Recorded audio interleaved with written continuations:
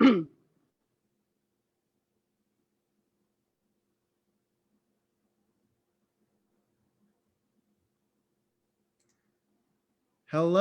and welcome to everyone. Very good afternoon. My name is Chris with CCA California. And this afternoon, we have Mr. Jonathan Roldan from Tailhunter Sportfishing. How are you, Jonathan? Good. Thank you for having me on, Chris. Hi, everybody. How's it going? So it is a good day. Yeah. They're all good days. Oh, absolutely. Absolutely. So I got to ask you, man, how have been holding up down south with this quarantine deal, and how's life in La Paz? It got better this last weekend. They opened up the beaches. They opened up the churches. They increased our occupancy from 30 to 40%. Social distancing was reduced from 6 feet to 3 feet. Bars were open. Surprisingly, a lot of the bars were closed. You could sell alcohol, but only if you sold food. But now the bars are open.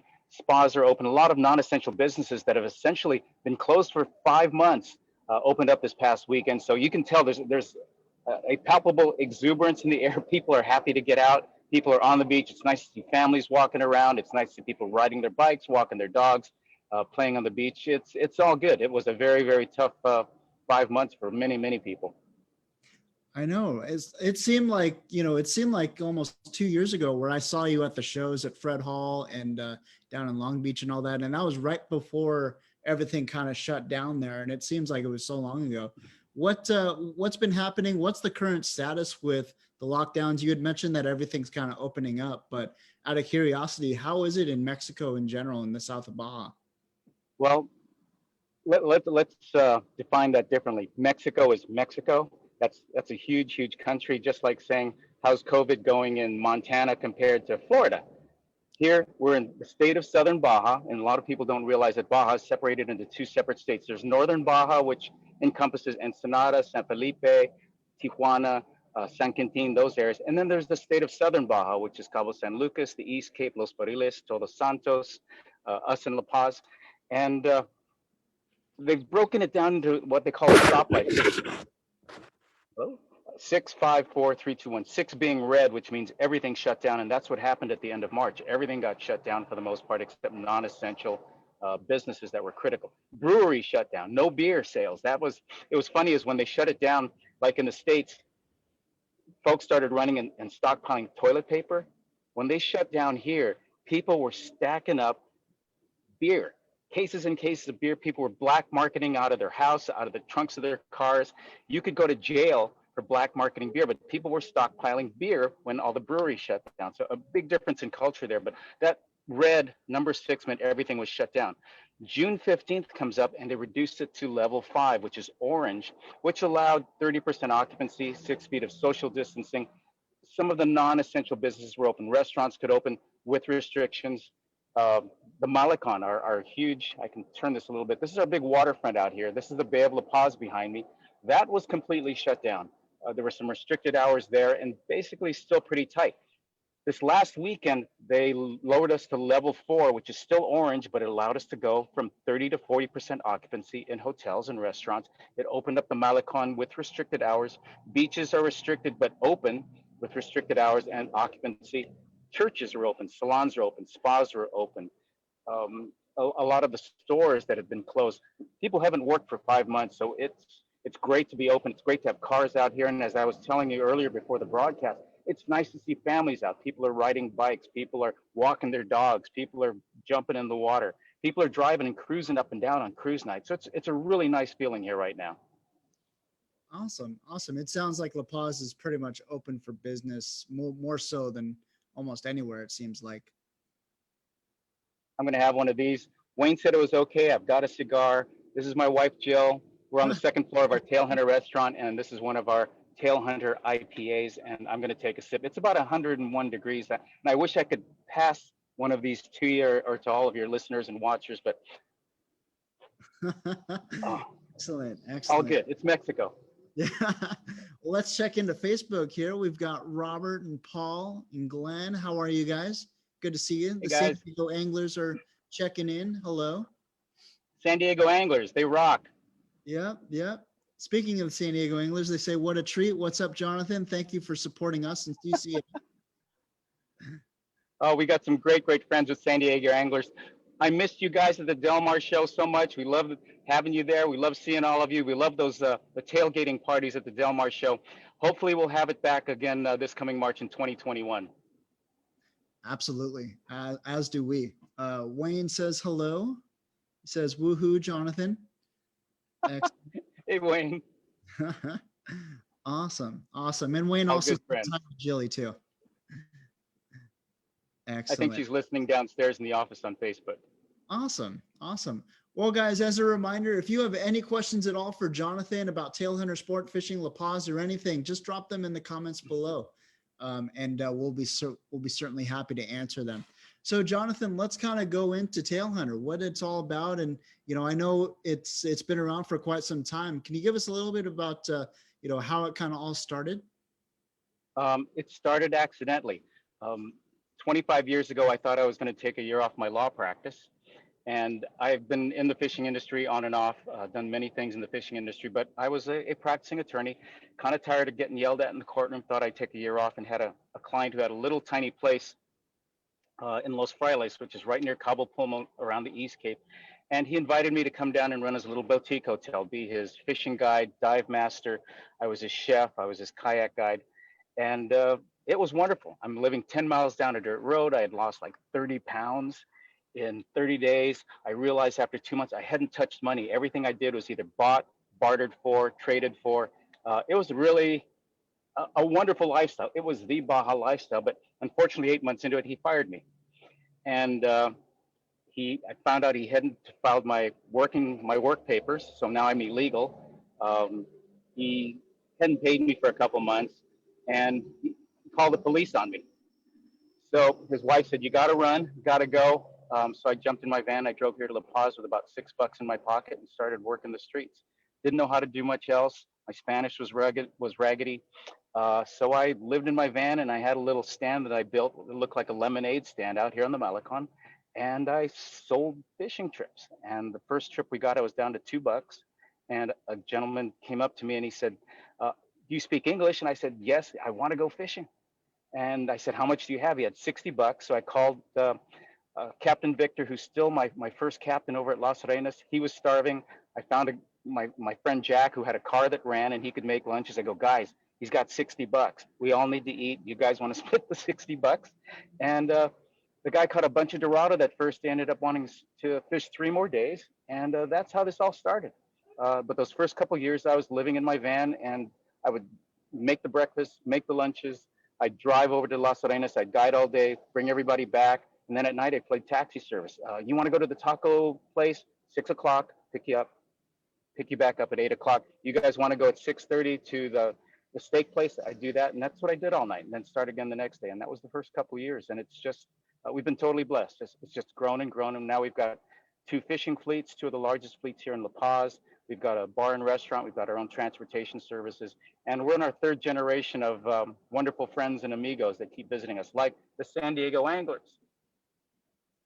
Excellent. That's an awesome story. I never knew about that. That's pretty cool. Yeah, Really we've cool. been blessed. Awesome. Well, let's talk a little bit about the fishing there. What, obviously La Paz, it being south of San Diego, obviously, and south of California, what, in terms of, if someone were to go down there this time of year, what are you typically catching?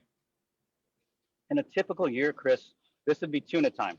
The pelagics are here. People come to catch a tuna. And the unique thing about fishing here is that we're not running 10, 20, 30 miles offshore. We're not trolling. This is live and dead bait fishing. So imagine catching 10, 20, 40, 50-pound tuna, and we're in 20 feet of water, 50 yards from the beach. My last marlin, I was 20 yards from the beach. The Dorado are running 20, 30, 40 pounds, and we're never out of sight of land. And this is live and dead bait fishing. So it's very proactive. We're not trolling around all day long. And that's normally what we'd be catching. 2020, it's a weird year. We haven't seen any tuna. We just caught our second wahoo of the season the other day. The Dorado last week were great during the full moon. This week, I think San Diego's probably had a better Dorado bite than we've had the last few days. We've got rooster fish that are normally, it's a bread and butter fish. This is the rooster fish capital of the world, and our rooster fish running 50, 60, 80, 100 pounders on the beach. They're normally gone by June or so. We're still getting those. We're getting some cold water fish like Pargo. We're getting Sierra, Amberjack. Those are all springtime cold water fish. We're still getting those. So it's all mixed up. Folks come down. I tell them, fish for what's here. Don't fish for what you think you came down for. If you want to catch fish, you want to bring some home, fish for what's going on.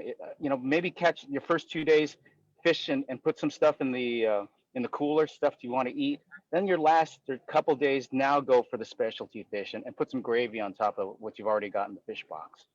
So it's just mixed up. It's one of those years. The weather's weird, travel is weird. Um, the world's crazy. Fishing's crazy. The weather's crazy. You just roll with it and keep going. In one simple word, it's 2020. That's all I could really Yeah. say. In some respects, I wish we could go straight to 2021 or at least 2020 version 2.0, because 2020 itself it's been a tough year for everybody, no matter where you are, what your economic status is, or whatever. It's been a tough year for everyone. Absolutely. Absolutely. Well, to that respect, do you think it's kind of going to be a late summer this year, or do you think it's just going to be one of those weird years where, up is down and down is up?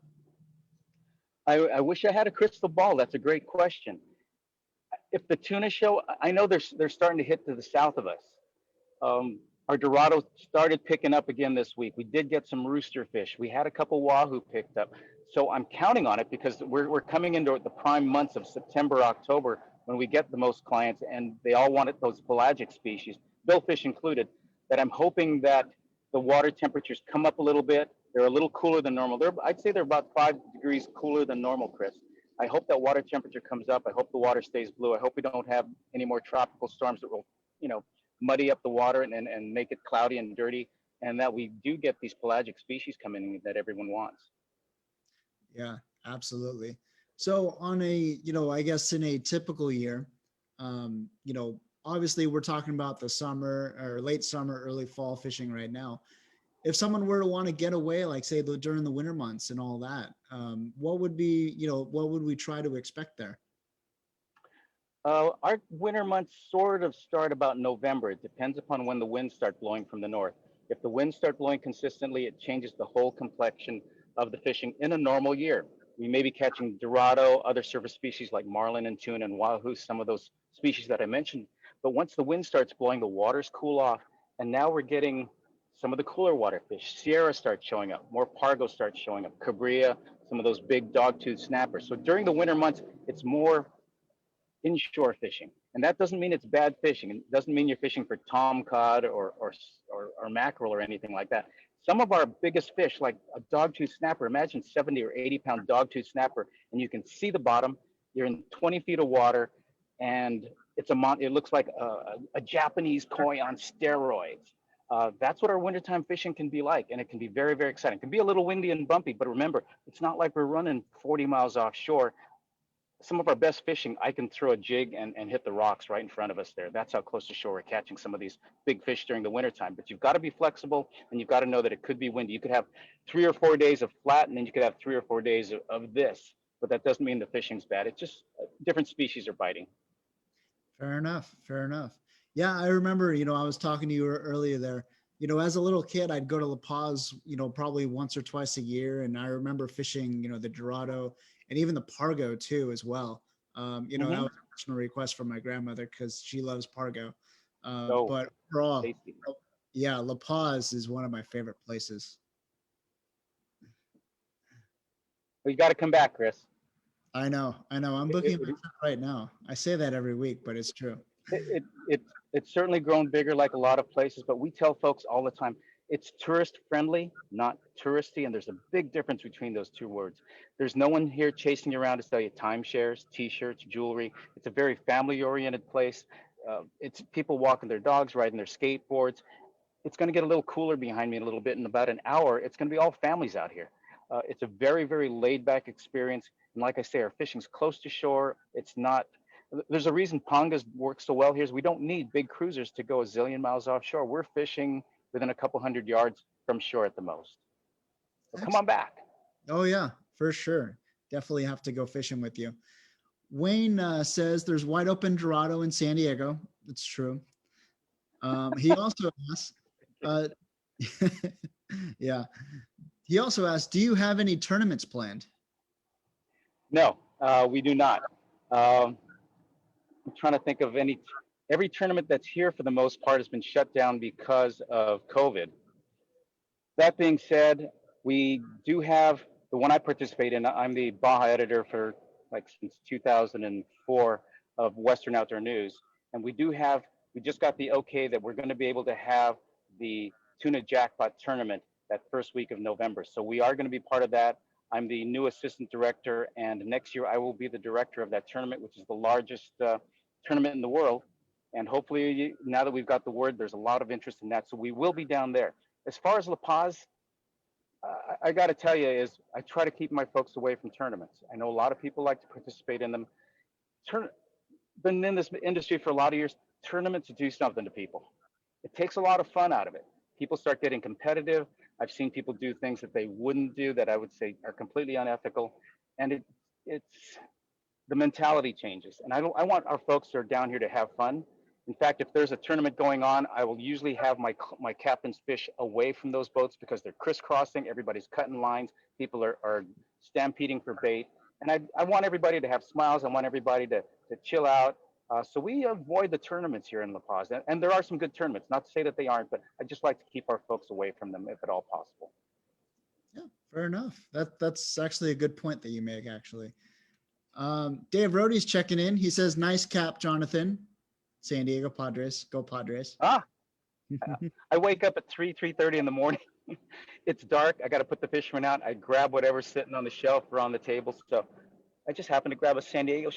Plus, I married a San Diego girl, and when I went to meet her parents, it wasn't what do you do for a living. It wasn't where have you lived. It was what do you think of the Padres and the Chargers. She comes from a long line of Padres and Chargers fans, and now you cannot even mention the Chargers to Jill without her getting furious. It's a word we do not use, and we have a sports bar here. We cannot put the Chargers on TV. She will not watch it. You cannot mention the Chargers, but I am still required to wear San Diego gigs swag. You know, that warms my heart because I have the same feelings as the Chargers, but we won't go into that. Wayne asks, do you process and freeze the fish that you catch? Yes, we do. As part of your package, we cut and clean your fish. If you're going to bring fish home, bring some Ziploc bags. But if you're not, we do have our own commercial fish processing plant. And that's what I usually do every afternoon. In fact, we just finished processing about 100 bags from our clients today, a lot of Dorado. And it's something I personally do. I've got my little crew there. We've got big commercial machines. And we usually spend 2 to 5 hours back there. And I usually pack it in meals for 2 people so that you're not wasting any. So about a pound a bag. But if you want some, my bags will hold up to 3 and 4 or 5 pounds if you've got a big party you're having or a family. But we custom package and commercially seal your fish for you. You betcha. And then we freeze it too, of course. Excellent. Excellent. There, I need to mention something else. There's something that COVID has done to a lot of for you listeners and viewers that have gone to places all over Cabo or wherever or the Baja.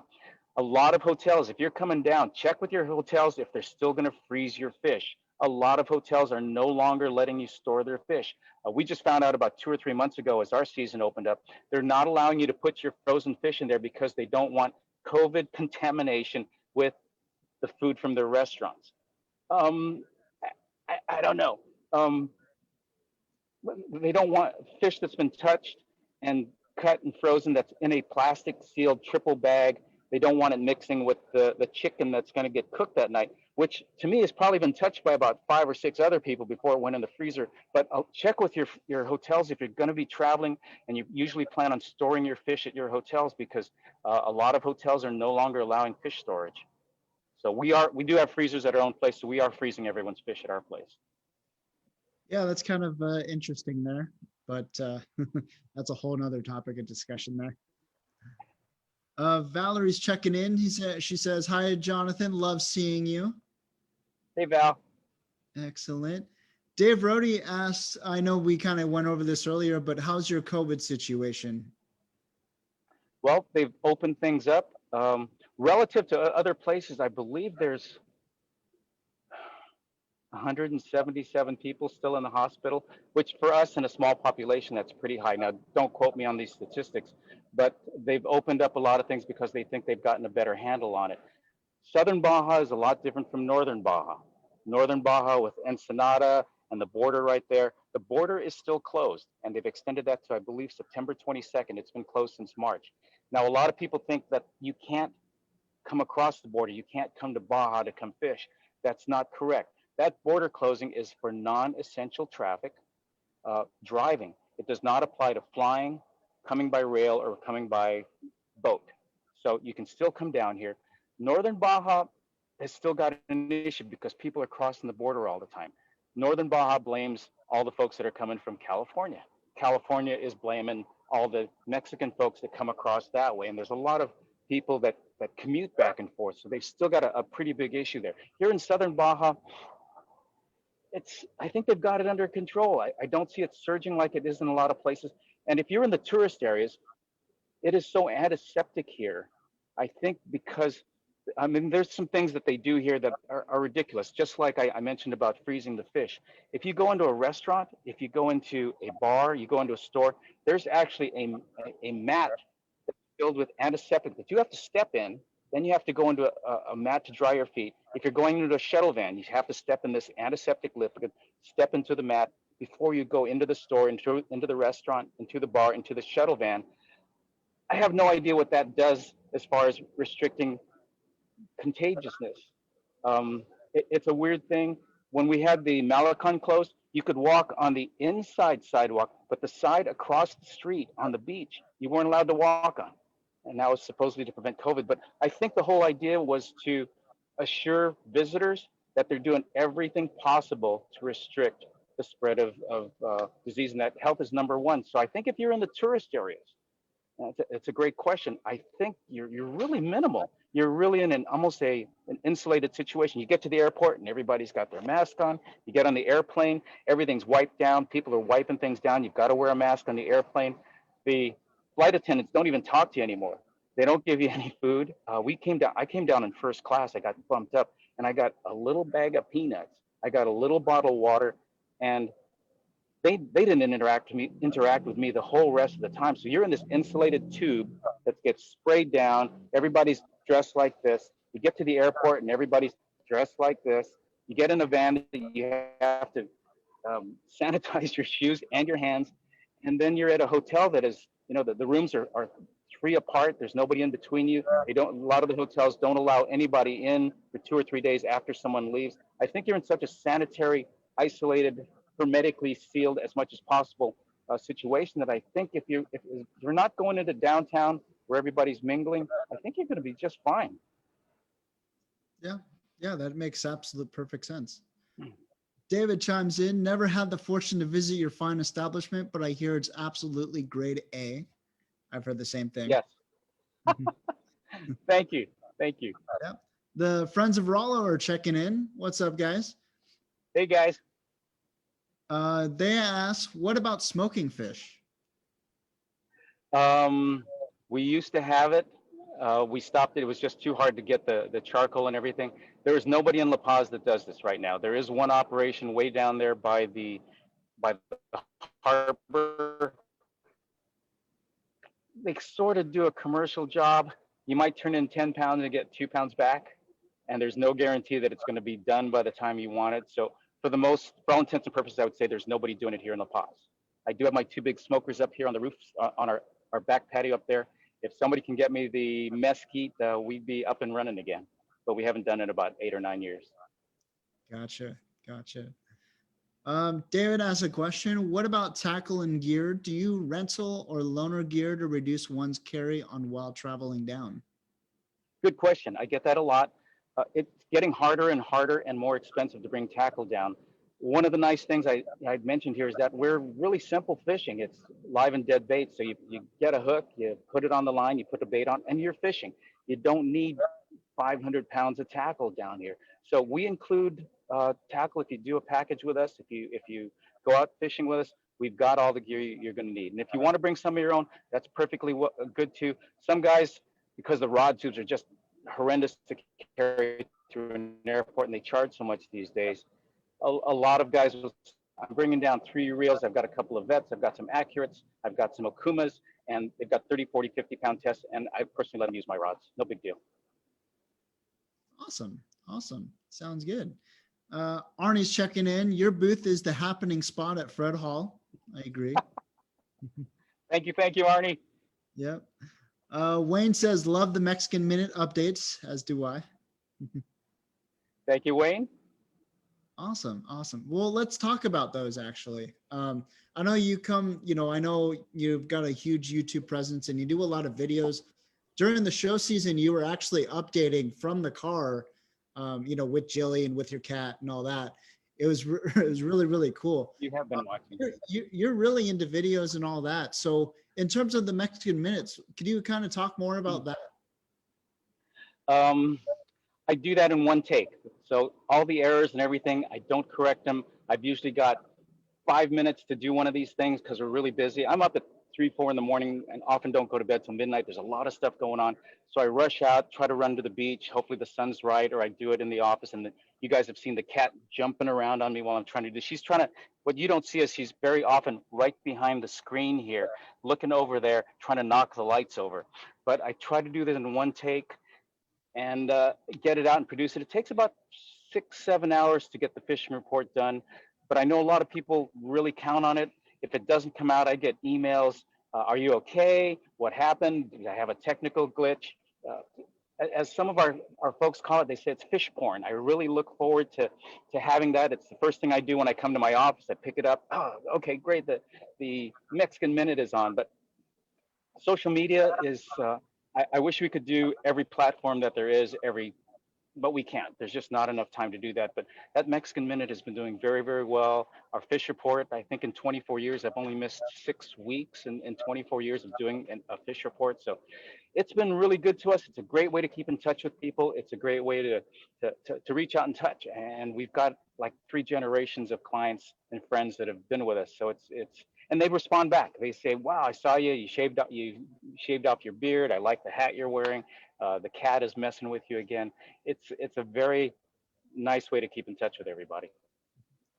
Absolutely. No, I certainly enjoy them for sure. So let actually, Dave Rody's chiming in. Nice job on your website. Very informative and conveys the essence of your operation very well. Thank you, Dave. Appreciate that. Awesome. Awesome. Well, let's kind of talk about like a typical day of fishing in La Paz. I know, you've got the pangas and all that. So are you, depending on, as with all fishing, are you going after the hot bite of the day or the week first, or do you have like a certain different spots or rockfish spots or pargo spots or just fishing straight from the beach? It depends on the clients and the time of the year. I mean, if it's winter time, the chances of us catching a marlin are pretty slim. So depending upon what time of the year they come down or you come down, a lot of times before I ever see anybody, we've had 50 emails. So by the time somebody comes down, it's a face and a name and we're already good friends. I know what they want to do. I know their level of experience. And I always try to match up level of experience and personality to my captains. My captains have all been with me for, I think my youngest captain's been with me for 15 years. My other captain's 20, 25 years. So we know each other. I know them. I know that Armando likes to sing. I know that Pancho speaks really good English and will talk to you about everything from politics to baseball. I know that Victor is really good at rooster fish. I know that Moncho doesn't mind fly fishing. So I try to match personalities and experience to clients because very often you've got to spend 8 hours of a day with this guy and maybe several days. And it's nice to have somebody that suddenly becomes your friend because now the second day he knows you a little better, you know him, and they ask for the same clients year after year after year. You've got parents, you've got grandparents, kids have all fished with the same captain, and the captain gets to know that, wow, Tom Smith, he's got a 4-year-old, and I know that he really likes ceviche. So Tom, I'm going to take a little bit of your fish, and tomorrow on the boat, my wife's going to make some ceviche for you. And Tom knows that Captain Jorge has got a 9-year-old that really likes baseball. So now Tom's going to bring a baseball glove for Captain Jorge, or going to bring him some fluorocarbon or something like that. So now you're fishing with a friend all these years. So I try to match personalities right off the bat. If it's a new person, usually what I try to do is if they don't have any expectations for a certain species, I want them to get some fish. I want them to go have some fun. Let's not look for 10 hours looking for that one fish. Let's go pull on some Dorado, maybe find some rockfish. I want them to have action all day so that, when we go on our fishing trips, we've got the yayas. Everybody, we're twitching. Let's go catch some fish, have some fun, put some fish in the box, have some to eat. When you put 2 or 3 guys or 4 guys on a boat, or they're all fishing, and you've been there yourself, Chris. One guy caught fish, the other guys are kind of, well, that's fishing, and the one guy's beating his chest and going, well, I caught this and this and this, and too bad for you guys.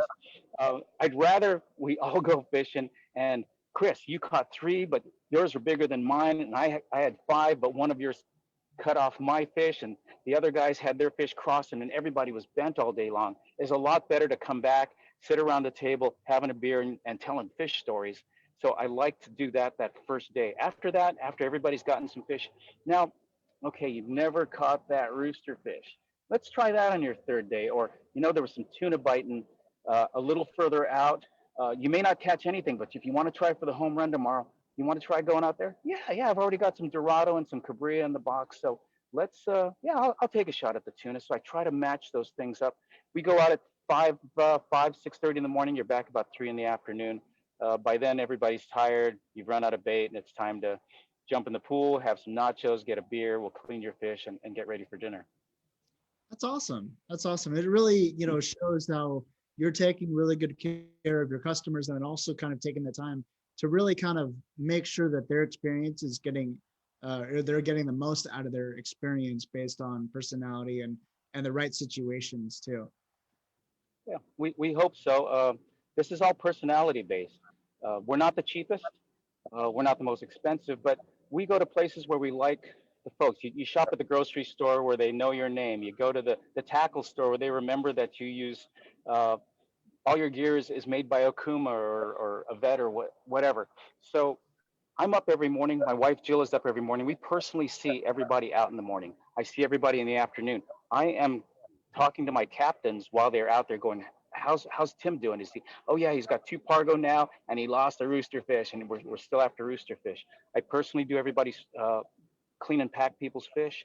We're down here in the restaurant till 9, 10, midnight, socializing with everybody. We see everybody when they come from the airport. We personally see everybody back to the airport. So it's a very hands-on thing. We want to make sure that you're doing okay. You got your sunscreen. Your kids are okay. Your wife is enjoying herself. She knows where the spa is, or she's going fishing with you. We want to make sure she brought a towel. And just those little details make all the difference in the world for a vacation. We take care of the things so you don't hopefully have to think of stuff except putting some fish in the boat and having a good time. That's awesome. That's really cool. We have another question. Speaking of meals, how are meals handled? We include breakfast and lunches on your fishing days. You get a warm breakfast. You can eat in the van on the way out.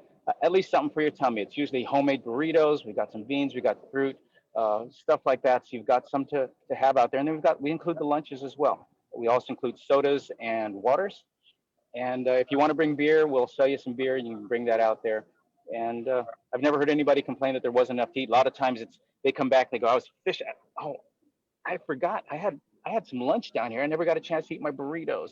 Or the other thing is we put 3 little burritos together so that you can eat a little and fish a little, and they all get stuck together, and people start to eat the whole thing. And then the bite happens. And, like when you're on a sport boat, they call your number, your burger comes out, your meals, and just when you take that first bite, hook up, and everybody scrambles, and you never see your beer, your soda gets knocked over, your burger disappears in the bait tank or something like that. So nobody's ever said that they've gotten hungry with us.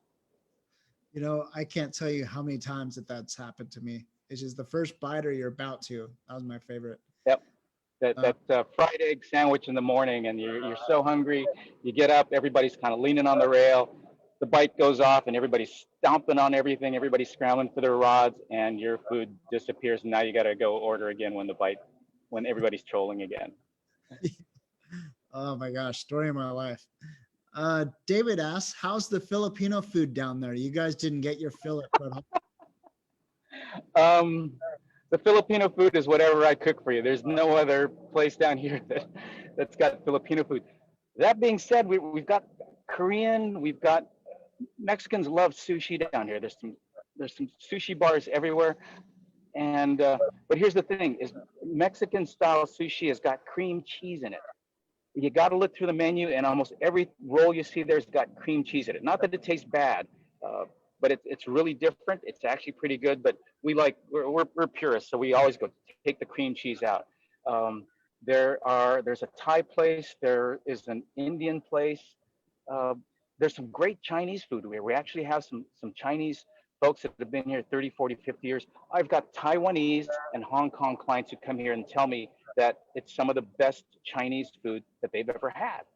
And the prices are, like now you go back to the States and for 20 bucks, you get a little thing of pork chow mein or fried wonton or whatever. Here, $5 is still a plate like this, and it's this big.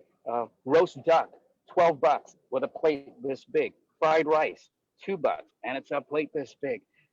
It's good Chinese food, but it's not a mecca for Asian food, and definitely not Filipino food. All in the What pause. can I say? Why are you coming to Mexico and you're ordering Asian food anyway? Come and eat some seafood, our clams, our shrimp. Have some, uh, cook up some fish, eat some chili rellenos and stuff like that. Um, Eat the Filipino food back there in San Diego or Southern California. Good question. Fair enough. Dave wants to know, is there an average length of stay that allows most anglers, vacationers to get the full experience? Good experience. Most folks do the 5 days, 4 nights hotel, and that allows 3 days of fishing. Travel day, and then 3 play days. Some people fish all 3 days. Some people fish 2 days, but those 3 days will give you a good flavor of what's going on. So I do have people, I just got some folks who arrived today that they're staying for 2 weeks. They're fishing 8 days, but fish a day, have a day off. Fish a day, have a day off. Go snorkeling, have a day off. That's a great vacation if you've got that kind of time. But normally it's 5 days, 4 nights hotel, and then 3 days on the water. It's a good trip. Excellent. Excellent. Awesome. Valerie's chiming in, talking through experience. Tailhunter's customer service is always at its best. Cheers, Valerie. Gracias, amiga. Yep. Friends Rala wants to know, are you able to accommodate dietary restrictions? We have half of my family has severe dietary restrictions. COVID, no protein, no eggs but no cheese, um, keto. When we get together, we have to make like 5 different menus when our family gets together. Our kids, our grandkids. We do that here, so we're able to handle. 2 weeks ago, I had a bunch of rabbis down here, and all their food had to be kosher. What's really cool when they come down is they bring a whole bunch of great kosher food, but like pastrami and cheeses and stuff, and then they leave the leftovers for us. But they're restricted because I can't cook fish on a grill that had um, I can't think of the word. It's all got to be special food. I'm losing my memory for what it is. It's got to be kosher. I'm sorry. Sorry to my Jewish friends, but I can't cook. So I have to have a special pan for them. I have a special grill. I have folks that a lot of people are gluten free right now, either because of dietary or they've actually got medical conditions. We handle that very well. We've got vegetarian people. I've got people that, like I said, will eat eggs but no milk. They'll eat pork, but it's got to have no fat on it. We get through. It's very manageable. Excellent. Excellent. Well, since we're on the topic of food, tell us a little bit about the restaurant. We've had the restaurant for 12 years. I'm sitting on the second floor of our Tailhunter Restaurant, and unfortunately, we had to close the upper floors when the restrictions hit us in March. 25 employees. They told us that we could stay open if we had takeout and we had delivery, but 25 employees and all the expenses that go along with it, and making $20 a day wasn't going to work. So, excuse me. Unfortunately, we had to close that down. We gave everybody 3 months' salary. We continued to pay their medical insurance and covered them during a time when there was no other coverage. Came back in July, and what we did is our lower floor, which had a little cafe, we've expanded that. We've got a full cocktail bar. I have a real mixologist working behind the cocktail bar. Miguel has worked on cruise ships. He's worked for, it's fun talking to him because he's worked for Tom Brady, he's worked for Mayweather. He's done. He tells us who are the good tippers. Is it Leo DiCaprio? Is it I can't think of some of the other celebrities work for, but he's been all over the world. He can create anything behind our bar you want, and most of the menu that we have upstairs, we're able to serve that downstairs in our street side cafe. So we've got burgers, we've got all kinds of fish. We'll prepare your fish. We've got uh, all kinds of tacos, and we've got a I don't want to say a salad bar. We've got a salsa bar too, so you can fill it with whatever you want. Probably about 40 things on the menu, and just like In and Out, we've got a secret menu too. So we do tableside guacamole. We're going to start doing tableside Caesar salads. Mike does a great, if you like melted cheese, cheese fondue, queso fundido, a flaming queso fundido tableside. And it's actually with 6 employees down there is working out better than when we had the full restaurant with 25 employees. And the last thing we need is hopefully they're going to give us the go ahead to have live music again, because almost all of us that work here, we're all musicians, or, well, I'm a hack, but we all play. We have open mic night. We do country music. We do jazz. We do we do acoustic rock. We're looking forward to having that open again. Yeah, and speaking of you being a musician, actually Wayne had asked me to tell you to grab your guitar at some point and play us a song too. But I would have brought my ukulele out. I just started playing ukulele about a year ago. It's very easy to travel with when we're doing the shows. Instead of I still bring my big guitar. I didn't really save any space, but I would have brought the ukulele. And Wayne, we could have done a little jam in there, my friend. oh man, we'll have to save it for the show season. Well, that's a good question. Are we going to have the shows next year? We just talked. I know a lot of you are Californians. We're not sure. We just talked to Mike Lum, who runs Fred Hall operation. We do about 12 to 14 shows all over the United States. And we are finding out that although we've given our deposits and they've taken and cashed our checks, a lot of these states or cities have not given the okay to even have these big gatherings of people yet. I think Denver is still on, Spokane is still on, Seattle and Portland are on, but others are not either not answering our phone call, or we've been told they're not going to do it. I think some of the safari shows are not going to be on. The 3 California shows, the 3 big ones, there's the ISE show in Sacramento. There is the Fred Hall show, which is our big circus, right, for everybody. Fred Hall Long Beach, Fred Hall Del Mar, both of those are in jeopardy right now. Talk to Mike Lum, and he says they'll know in about a month or two whether you guys are in California. You guys have a better feel for the pulse of what's going on there with politics and COVID. But Mike is saying that they may not be able to have the Long Beach show for the first time in 70 something years. And what they may do is make the Del Mar show an outdoor show to satisfy the health protocols that are out there. So it's up in flux right now. Imagine a March where we're not in Long Beach. The party atmosphere, it's the gathering of tribes. It may end up in Del Mar as an outdoor show. We're all holding our breath, and hopefully we will have shows next year. Yeah, well said, Jonathan, well said. We certainly hope so, and we certainly hope to see you there too. Can't imagine a year without it. The other thing that came up the other year is somebody mentioned that a lot of these shows that we do, and to some degree, a lot of the Fred Hall shows have got hunters. We've got outfitters in Canada, New Zealand, a lot of South Africa guys, Argentina, Chile. A lot of those folks lost their season. We have a lot of our South African outfitters who have lodges and things in South Africa. They're still here in the United States. They haven't even been able to return to South Africa. A lot of places in Canada have been quarantined. So that's 20 to 60% of a lot of these shows. Those guys won't be able to have booths next year. What does that do to the show? We also had somebody tell us that they're going to have to space the booths 6 feet apart. Now, mentally, we all know what Fred Hall looks like, right? We're all like this, and it's part of the fun, and all the booths are jammed up. Our booth has got a zillion of us. Everybody's drinking tequila and laughing and talking. Now, imagine moving the booths 6 feet apart. If the show is filled with all of the vendors that are there, how do you run booths 6 feet apart and space everybody like that? My brain's not big enough. Brain's bigger than myself. We're dealing with that, but it's going to be a whole new reality, Chris. Yeah, absolutely. So Arnie says, "Stop it, brother. You are making me hungry," as I am. since we were talking about food. Wayne also wants to know, do you normally offer to prepare some fish for dinner for your clients? Yes, actually, downstairs, we're getting ready for NFL football is back in whatever shape or form. The Chiefs and the Texans are playing tonight, so we've got that downstairs. I think we've got 4 different tables that have brought in their fish tonight that we're going to do. We still do the capiala, which is our famous beer batter. Jill lived in Mississippi for a lot of years. She knows how to fry stuff. We've got our garlic, our roasted garlic. We've got sashimi. We're going to add poke to the menu. We still have grilled, and we've also got our famous poblano sauce and about 3 or 4 other methods to do it. And we get all the sides and everything. So nothing better than fish to swimming around that morning. His bad day is going to be your good dinner. So absolutely love to cook up your fish for you. Oh, that's awesome.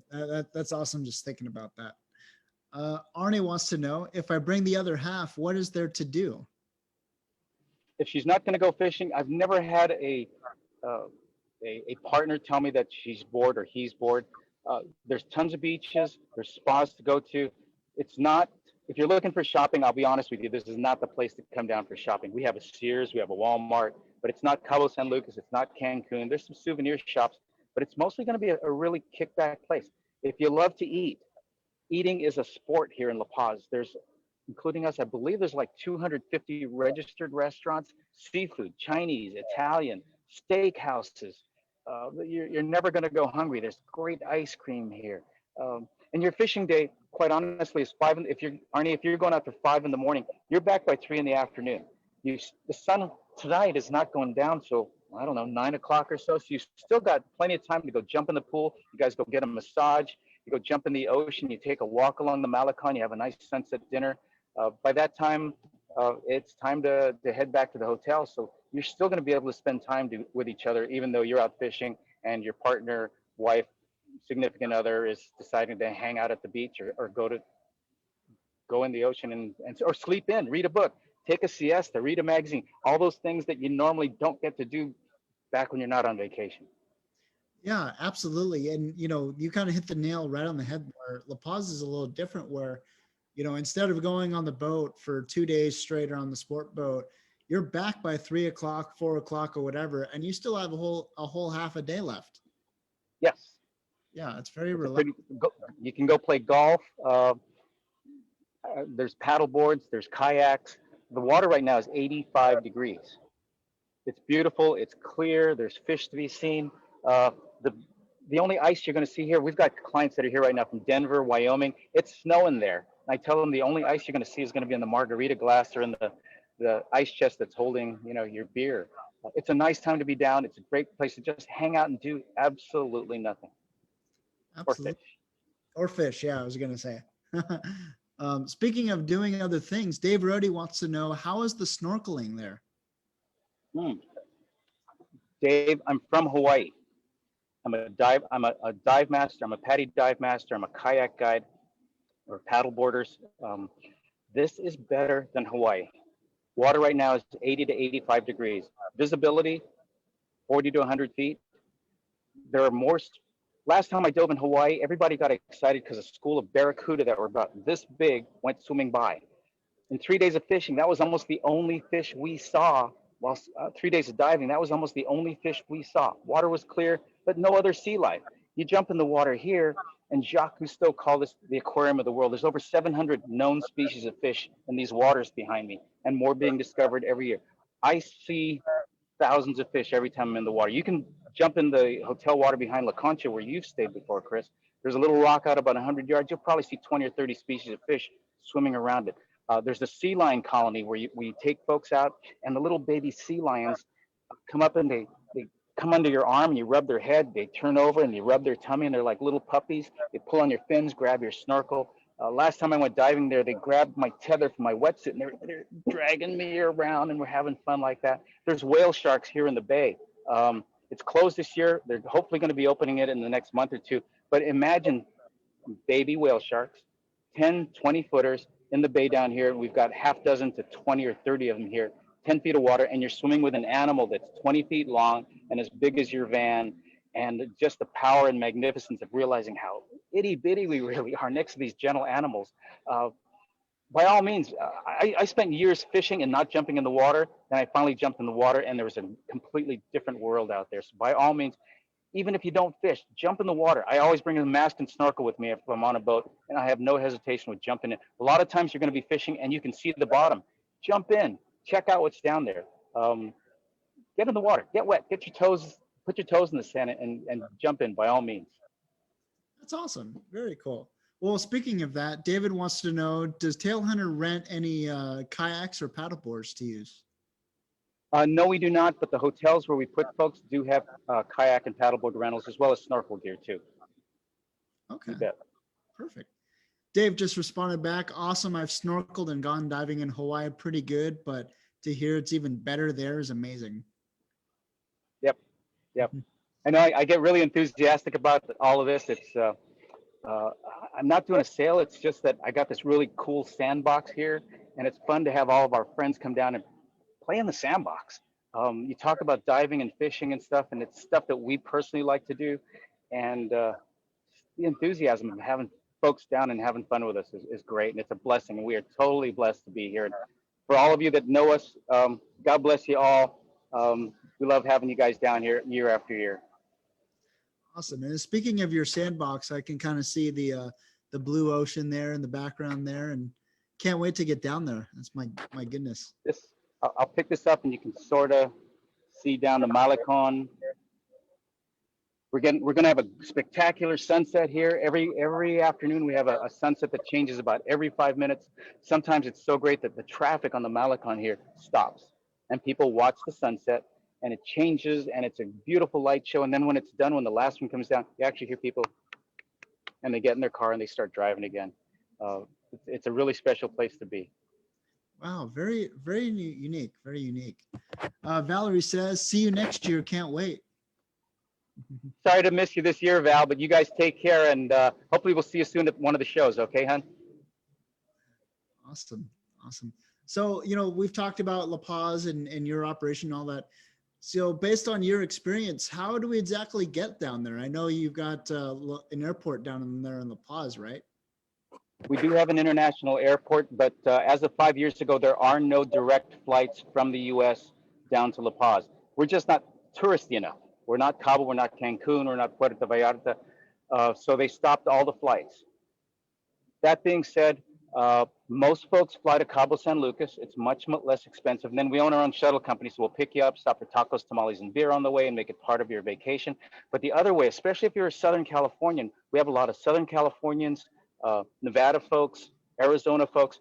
There's a great flight out of Tijuana on Volaris Airlines, brand new airlines. A lot of you listeners know exactly what I'm talking about. It flies directly into La Paz. It's an hour, 45 minutes. Prices are great. Very, very new airlines. If they're late, they actually give you a voucher for another flight. If they lose your luggage, voucher for another flight. It's owned by Carlos Slim, richest guy, or used to be richest guy in the world before the Amazon guy, or maybe after his divorce or before his divorce. Anyway, the really cool thing about it is you don't have to go to Tijuana to catch the flight. They built a brand new terminal there in Tijuana that's spectacular. It's way better than LAX. Not quite as good as Lindbergh, and I love Lindbergh, but they built the CBX bridge. It's called a cross-border bridge, and you can park and secure parking on the U.S. side, and then for 15 bucks, you bring your luggage, you walk over the bridge right into the terminal. So you're never into Tijuana. You don't have to drive all over Tijuana trying to find your way to the airport, and it's right to the counter for Volaris. You get on the plane or have a meal before you get on the plane, and you're here in an hour 45 minutes. It's a great flight, very easy. And then the airport is 10 minutes away from us. That's awesome. And the CBX is really, really unique where, it saves not only, a lot of time, but also it turns out to be cheaper on most occasions too. Yes, they've got some great flights. That's Volaris Airlines, Volaris. Also, if you click on it and log on as a VIP, it doesn't cost you anything. They just want to capture your information. If you log on as a VIP member, you'll get these specials where they're maybe every 2 or 3 weeks.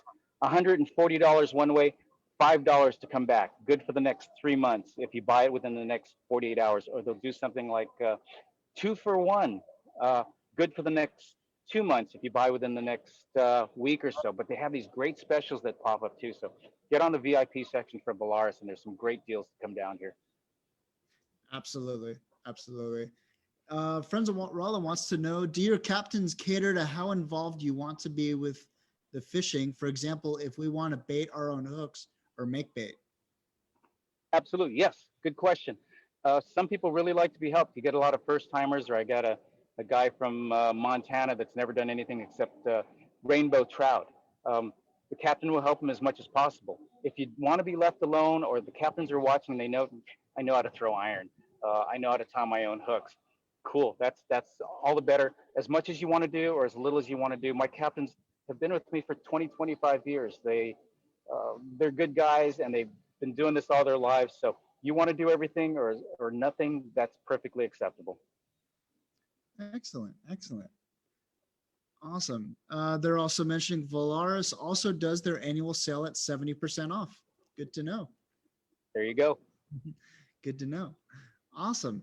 Well, Jonathan, if for the viewers out there who want to come visit you down in La Paz, who want to go and spend some time fishing down there, how do we get in contact with you? How do we go visit you? Very easy. Our website is www.tailhunter.com. That's www.tailhunter.com. It's 30, 40 pages of stuff there, or you can call us 626-638-3383. That's 626-638-3383. We answer the phones, we answer the emails ourselves, and we'll get back to you ASAP. Or the fastest way to reach me is not by phone, is send me an email. Whenever I've got a chance, I'm on the emails that I can get back to you really, really quickly. Jonathan@tailhunter.com. That's Jonathan, Jonathan @tailhunter.com. And I get back to you. People tell me within minutes. In the middle of the night, I get back to you. Excellent. Excellent. And I have to say, on your website, you have plenty of pictures too of what people are going to go experience down in La Paz there with you too. Yeah. Yeah. Awesome. And actually, David Chavez just dropped a link there. So did Wayne for Tailhunter Sportfishing. So Thank you guys. Yeah, if anyone wants to go visit Jonathan, go hit that link below and go visit him. I strongly suggest it for sure. And like I said earlier, I definitely want to get down there myself and go visit you, Jonathan, for sure. Keep in touch. Send me an email and we'll set something up for you, Chris. Absolutely. Absolutely. Well, thank you so much, Jonathan, for being here. Once again, how do we get in contact with you for if we want to go down to Tailhunter? www.tailhunter.com. That's www.tailhunter.com. My personal email is Jonathan, Jonathan @tailhunter.com, or call us. It's a local call for you folks. 626-638-3383. That's 626-638-3383. Awesome. Well, Jonathan, I can't thank you enough, man. Thank you so much for being here this afternoon with us. Really appreciate it. That was way, way fun, Chris. Thank you for having me on. Everybody listening, watching, you guys rock. Thank you so much. Take care of each other, be good to each other, and we'll see you down here. Awesome. Well, once again, my name is Chris from CCA, California. That's Jonathan from Tailhunter Sportfishing. We will talk to you guys next week. Thank you so much, Jonathan. God bless, Chris. Thank you so much, buddy. Take care.